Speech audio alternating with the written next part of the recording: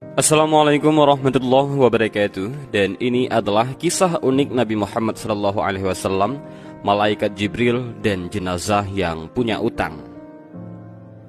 Utang tersebut ternyata bisa hilang karena sebuah amalan yang kerap ia baca semasa hidup. Dan kisah ini dinukil dari kitab Al-Mawa'is Al-Ushfuriyah karya Muhammad bin Abu Bakar Al-Ushfuri. Ceritanya, suatu ketika Nabi Muhammad SAW berada di Madinah dan tiba-tiba ada iring-iringan jenazah yang melintas di depan beliau. Nabi Muhammad SAW pun lantas bertanya ke pengiring jenazah yang punya utang tersebut, "Apakah jenazah ini masih punya utang?" "Iya, wahai Rasulullah, ia masih memiliki utang 4 dirham," jawab mereka. Rasulullah SAW pun bersabda, "Maka salatkanlah jenazah ini. Aku tidak akan menyalatkan siapapun mereka yang masih punya utang dan belum melunasinya." Usai bersabda, malaikat Jibril pun turun dan menemui Nabi Muhammad SAW. "Wahai junjunganku, Nabi Muhammad, ada salam dari Allah untukmu." Dia juga berfirman, "Aku telah mengutus Jibril dan menyamar sebagai manusia untuk melunasi utang dari jenazah yang punya utang ini. Karena itu, segeralah menyalatkannya, sebab ampunan telah datang untuknya." Allah juga berfirman, "Barang siapa yang menyalatkan jenazah ini, maka Allah juga akan mengampuni segala dosanya," kata malaikat Jibril. Nabi Muhammad SAW pun kaget.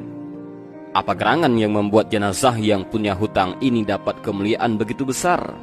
Dan ternyata sebabnya adalah orang ini tiap hari istiqomah baca surah Qul Huwallahu Ahad ataupun surah Al-Ikhlas sebanyak 100 kali. Dalam surah ini banyak hikmah dan pujian-pujian dan sifatnya Allah, tutur malaikat Jibril. Akhirnya Rasulullah SAW pun bersabda, "Barang siapa yang membaca surah ini 1 kali saja sepanjang umurnya, maka orang itu kelak tidak akan meninggalkan dunia hingga ia melihat tempatnya di surga. Apalagi jika membaca surah ini setiap salat 5 waktu tiap hari, maka pasti akan mendatangkan syafaat di hari kiamat nanti, syafaat untuk dirinya dan keluarganya." Dalam sebuah hadis lain, riwayat Imam Abu Daud dari Sa'id Al-Khudri, terdapat sebuah kisah inspiratif yang bisa kita ambil hikmah darinya. Suatu ketika Rasulullah SAW menjumpai seorang laki-laki dari sahabat Ansar yang sedang duduk-duduk di masjid saat orang lain sedang sibuk bekerja. Sahabat Ansar ini biasa dipanggil dengan sebutan Abu Umamah Al-Bahili. Raut mukanya nampak sedang murung, seolah ia dalam masalah yang sangat besar. Melihat hal itu, Rasulullah SAW pun lantas bertanya, "Wahai Abu Umamah, kenapa kamu duduk-duduk di masjid di selain waktu salat?" "Saya sedang gundah, wahai Rasulullah, dan terlilit hutang, ya Rasulullah," jawab Abu Umamah. Kemudian Rasulullah SAW balik bertanya, "Maukah engkau aku ajarkan sebuah doa yang apabila kamu membacanya, maka Allah akan menghilangkan gundahmu dan membayarkan hutang-hutangmu?" Mendengar ucapan Rasulullah, Abu Umamah tampak sumaringah seraya menjawab, "Tentu ya Rasulullah." Nabi pun melanjutkan, "Bacalah doa ini di waktu pagi dan sore. Allahumma inni a'udzubika minal hammi wal hazan, wa a'udzubika minal ajzi wal kasal, wa a'udzubika minal bukhli wal jubni, wa a'udzubika min ghalabatid daini wa kahrir rijal." Ya Allah, saya mohon perlindungan kepadamu dari gundahan dan kesedihan.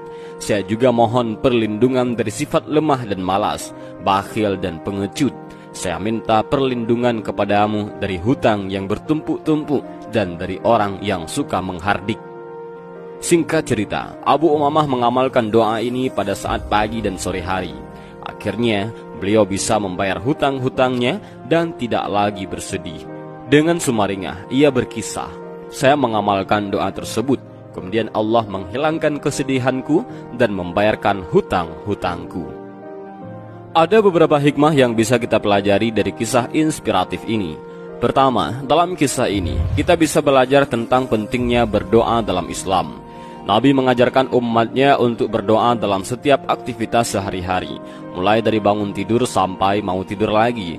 Hampir semua aktivitas ada doanya, Doa makan, minum, bercermin, mau kamar mandi ataupun berak, mau ke masjid, bahkan sampai mau berhubungan suami istri saja, ada doa yang diajarkan oleh Rasulullah SAW. Doa adalah harapan dan permohonan dari seorang hamba kepada Tuhannya agar diberikan kebaikan dalam segala kehidupannya. Dengan berdoa, kita menyadari bahwa manusia adalah makhluk terbatas yang membutuhkan bantuan Tuhan dalam berbagai hal. Dalam konteks hadis ini, Rasulullah mengajarkan kita agar terhindar dari sifat-sifat atau hal buruk yang disebutkan dalam hadis. Di antaranya adalah bertumpuk-tumpuknya hutang. Kedua, dalam hadis ini, Rasulullah mengajarkan kepada kita tentang pentingnya berusaha dan bekerja.